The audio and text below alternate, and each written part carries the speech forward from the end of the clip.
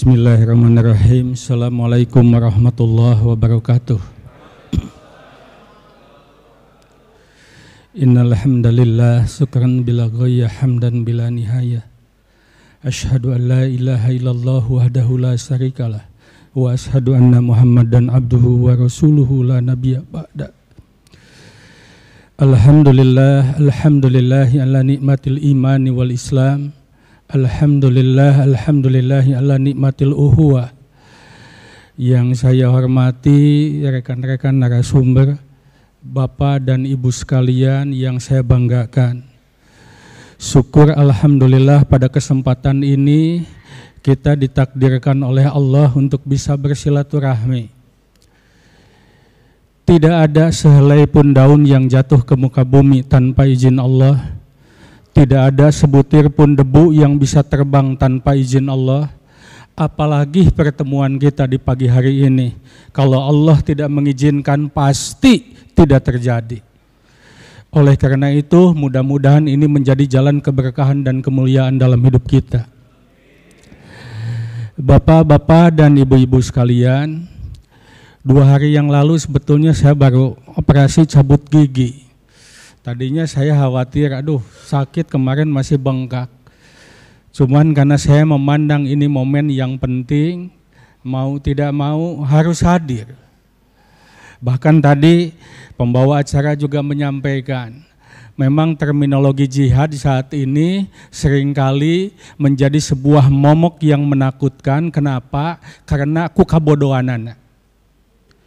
Sebetulnya kalau tahu ilmunya, suami keluar dari rumah mencari nafkah itu jihad.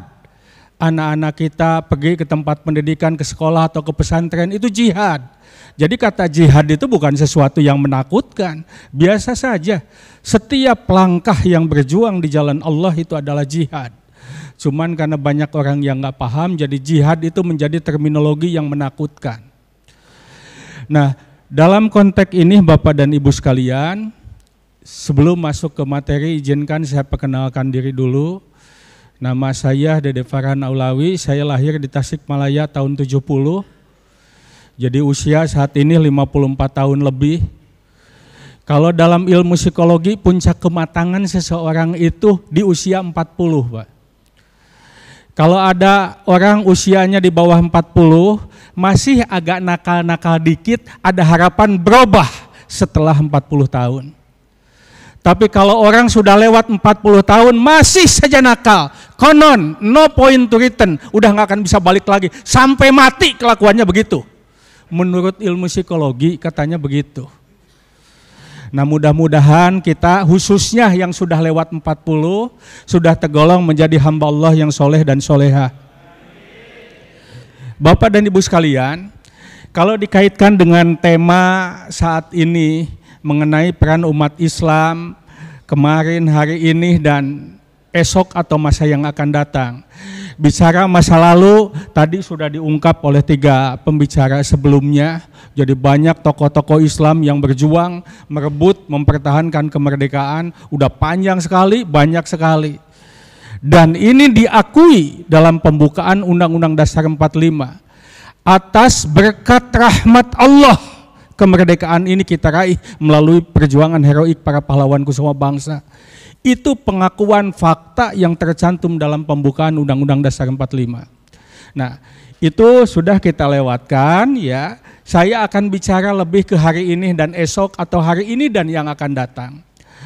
Kalau kita bicara peran apa yang bisa kita lakukan, maka yang harus kita lakukan adalah mengidentifikasi variabel-variabel kritis hari ini dan yang akan datang. Apa sebetulnya variabel-variabel kebangsaan kita saat ini? Ini Bapak dan Ibu, saya senang dengan mengangkat tema tentang dialog anak negeri. Bahasa kita mah silaturahmi lah gitu, simple ya. Cuman dibungkus istilahnya jadi memiliki wawasan kebangsaan. Poinnya Bapak dan Ibu, persoalan-persoalan yang ada di tanah air saat ini sebenarnya menyangkut masalah kohesi sosial atau disebut dengan nationality chemistry, chemistry kebangsaan. Karena kita seolah-olah ada jarak, kita seolah-olah tidak mengenal satu sama lain, sehingga sakwa sangka itu muncul. Sebetulnya kalau kita dekat, dibangun, ya dirajut dengan dengan model dan judul apapun, tetapi substansinya adalah membangun silaturahmi, dialog kebangsaan dan lain sebagainya, relatif jarak itu akan semakin dekat. Dan toleransi itu automatically akan tumbuh. Saya ambil contoh sederhana, Bapak dan Ibu. Kita semua memiliki handphone. Di handphone kita ini ada handphone, ada WAG, teman-teman SD, WAG, teman SMP, SMA, dan sebagainya lah, teman organisasi dan seterusnya. Apakah semua teman-teman yang ada di WAG kita komentarnya bagus-bagus? Enggak juga, banyak juga teman-teman kita yang komentarnya agak aneh-aneh. Tetapi marah enggak kita? Kita melakukan penuntutan hukum enggak? Tidak. Kenapa? Karena sudah terbangun kohesi sosial atau ikatan batin kita dengan teman kita. Paling banter kita menganggap, aduh dia dari dulu kelakuannya nggak berubah begini aja. Itu adalah toleransi yang luhur. Kenapa? Karena kita memiliki ikatan sosial. Bandingkan kalau kita tidak memiliki ikatan sosial, begitu ada komen yang aneh-aneh itu selidiki, tangkap. Kenapa? Nggak ada kohesi sosial. Maka acara-acara model saat ini terkait dengan dialog anak negeri, ini sebuah momentum yang bagus. Bagaimana kita meminimalisirkan jarak di antara hati dengan hati sesama anak bangsa. Umat Islam memiliki peran yang besar, tetapi juga kita nggak menafikan ada peran-peran saudara-saudara kita sebangsa dan setanah air ikut berperan juga dalam kemerdekaan. Persoalan kemudian ketika kita sebelum merdeka, semua anak bangsa bersatu untuk merebut kemerdekaan. Persoalannya setelah kemerdekaan, orang berjalan masing-masing. Di mana itu persatuan? Maka ini adalah menjadi momentum penting untuk mengingatkan kita tentang pentingnya persatuan dan kesatuan bangsa. Bapak dan Ibu, momentum kita, masalah-masalah yang dihadapi oleh umat saat ini dan ke depan ini akan semakin banyak dan semakin kompleks lagi. Ya, bahkan Bapak dan Ibu, dulu ada teori motivasi yang disampaikan oleh Abraham Maslow, mungkin pernah ada yang mengenal.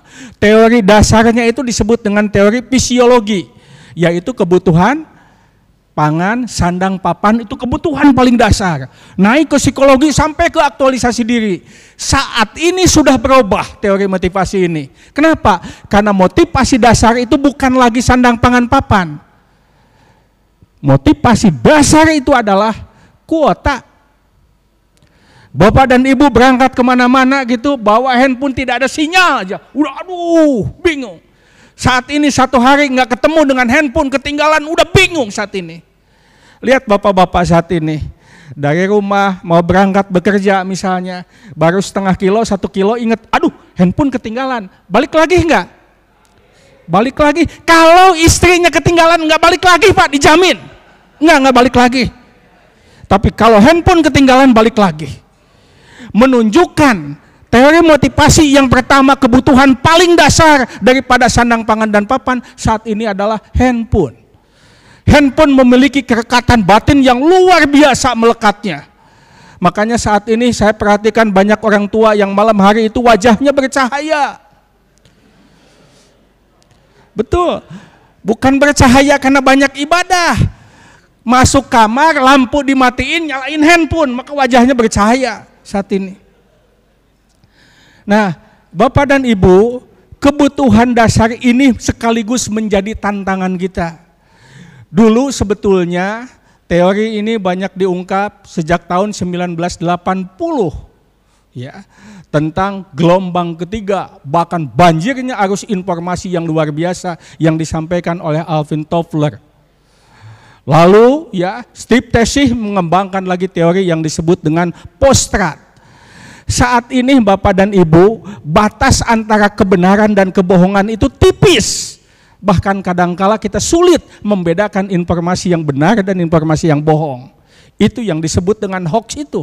Bahkan menurut teori postrat yang disampaikan oleh Steve Teshih itu, sesuatu kebohongan kalau disampaikan berulang-ulang, sebuah peristiwa yang bohong kalau di forwardnya rajin, terus aja dikemana-manakan, itu akan diyakini menjadi sebuah kebenaran. Sehingga batas benar dan tipis kalau kita tidak hati-hati menerima informasi, ini bisa berbahaya. Ya. Nah, lalu saya refleksikan dari persoalan-persoalan bangsa itu. Jika kita saat ini yang relatif sudah dewasa saja, relatif sulit membedakan antara informasi yang benar dan informasi yang salah.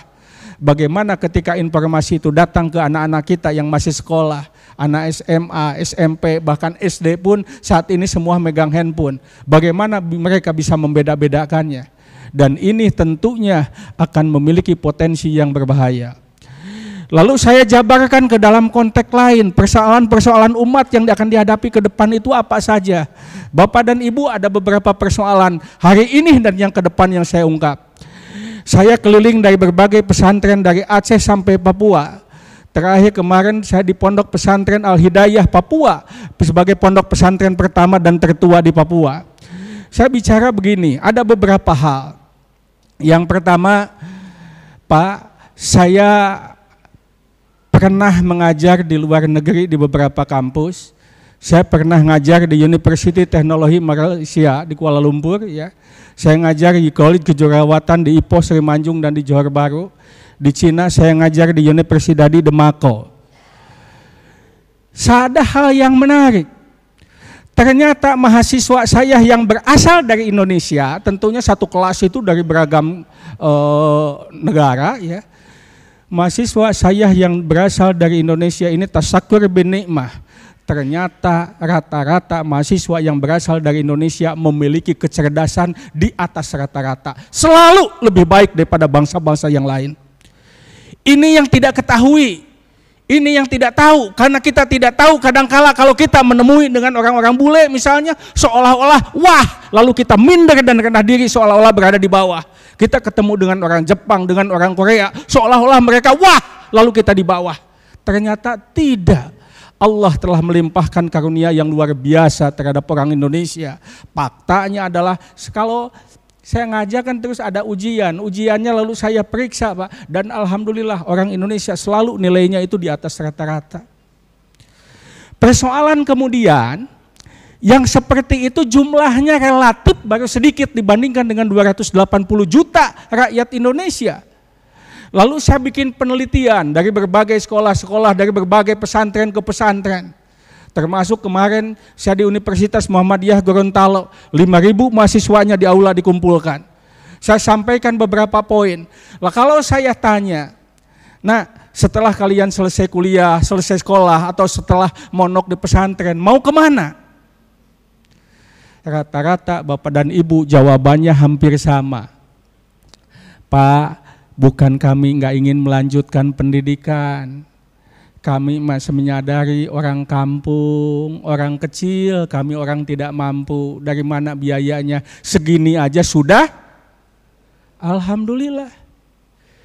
Jadi persoalan sebetulnya bukan soal masalah cerdas atau tidak cerdas. Orang Indonesia pada umumnya termasuk kita banyak yang tidak termotivasi. Itulah sebabnya saya ke teman-teman dosen, ke teman-teman guru, dan ke teman-teman tenaga pendidik di berbagai pondok pesantren, saya sering menyampaikan, 70% di kelas itu kita sampaikan materi sesuai dengan mata pelajaran kita. Tapi tolong, 30% harus disuntikan motivasi-motivasi, agar seluruh anak-anak Indonesia memiliki militansi juang di dalam belajar yang hebat. Karena kewajiban menuntut ilmu itu adalah melekat di kita semua. Oleh karena itu, ini bukan soal mau atau tidak mau belajar atau tidak belajarnya. Motivasinya dulu, Bapak dan Ibu. Lembaga negara yang banyak dikunjungi, yang jarang dikunjungi saat ini apa? Perpustakaan, Pak. Di Jakarta Bapak dan Ibu bisa dicek, datang ke Perpustakaan Nasional, tolong dicek dalam 1 bulan berapa banyak masyarakat yang datang ke perpustakaan. Di daerah kabupaten kota umumnya punya perpustakaan daerah. Bapak dan Ibu boleh dicek berapa banyak masyarakat yang datang ke perpustakaan. Ternyata jumlahnya sangat minim sekali. Negara sengaja membentuk gedungnya, membeli ribuan bukunya, mengangkat pegawainya, menggaji dan membiayai operasional, menyiapkan sebagai instrumen pengetahuan bagi masyarakatnya. Tetapi faktanya kunjungan masyarakat terhadap perpustakaan-perpustakaan itu rendah. Kenapa rendah? Karena motivasi untuk belajarnya itu rendah. Jadi tantangan peran kita umat Islam saat ini dan ke depan salah satunya adalah merangsang daya belajar generasi yang akan datang untuk semakin tinggi dengan militansi belajar yang sangat kuat. Bapak dan Ibu, begini. Saya waktu di Tasik ya, saya dari SMA Negeri 1 Tasik, kelas 1 SMA ibu saya meninggal dunia. Kelas 3 SMA, bapak saya meninggal dunia. Sebagai manusia biasa, saya sempat bertanya di dalam hati, ya Allah, kenapa dikala cita-citaku tinggi ingin melanjutkan ke sini, kenapa kedua orang tuaku kau ambil? Seandainya ayahku masih ada, kalau aku butuh apa-apa tinggal meminta kepada ayahku.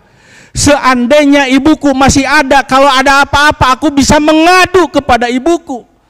Kenapa pada saat aku mau masuk perguruan tinggi kedua-duanya kau ambil ya Allah? Kini kalau aku ingin meminta dan ingin mengadu, aku harus kepada siapa? Sebagai manusia biasa saya pernah punya pemikiran begitu. Cita-citanya tinggi, ingin kuliah ke Bandung dan seterusnya. Tetapi fakta berkehendak lain, Allah masih SMA, saya sudah jadi yatim piatu. Tetapi syukur alhamdulillah Allah masih menanamkan militansi juang dalam belajar yang tinggi, sehingga meskipun gak punya siapa-siapa, tetap saya harus belajar. Dan alhamdulillah saat ini fase-fase itu sudah terlampaui ya atas karunia Allah, dan ini yang perlu kita getok tularkan. Jadi kalau di pesantren-pesantren saya tanya, termasuk di sekolah-sekolah, di kampus-kampus, rata-rata mereka, Pak saya nggak punya orang tua, Pak saya orang tua nggak mampu, Pak saya dari kampung, Pak saya dari daerah. Inilah ternyata persoalan utama umat yang harus kita sosialisasikan agar umat memiliki semangat belajar yang tinggi. Ini menjadi penting, apalagi kompleksitas persoalan di masa yang akan datang itu semakin berat Bapak dan Ibu. Contoh, kalau diuraikan pasti nggak cukup 15 menit. Tapi kalau contoh saja, teknologi metaverse sebentar lagi datang. 2 tahunan lagi, 2-3 tahunan lagi mungkin udah masif di mana-mana. Semua ahli kejiwaan sepakat. Ketika metaverse sudah mulai merajalela sebagaimana handphone saat ini, maka peningkatan orang yang sakit jiwa diperkirakan sekitar 10%. Dan 30% dari 10% itu akan lahir diprediksi menjadi psikopat-psikopat baru. Masalah-masalah keamanan nanti akan complicated dan rumit. Kenapa? Karena persoalannya akan bertambah banyak. Jadi ternyata perkembangan ilmu pengetahuan dan teknologi tidak selalu berdampak positif. Apalagi kalau kita nggak hati-hati menggunakannya akan berdampak negatif. Yang kedua, Bapak dan Ibu, saya dialog dengan beberapa tokoh pondok pesantren, termasuk kemarin di Lombok, ya. Begini, saya sering menyampaikan, saya bikin satu penelitian. Para santri di pondok pesantren, saya kasih kuesioner, berapa banyak yang ingin jadi ulama dan ingin jadi kiai. Jawaban, ini tahun 2020 ya, kalau kuesioner saat ini disebarkan mungkin datanya berubah. Tapi ini kuesioner tahun 2020, saya sebarkan, ternyata 87% santri tidak ingin jadi ulama, tidak ingin jadi kiai. Jadi yang ingin jadi ulama dan ingin jadi kiai itu 13%. Apakah ini salah? Tidak salah. Justru saya bilang, Anda nggak apa-apa kalau Anda tidak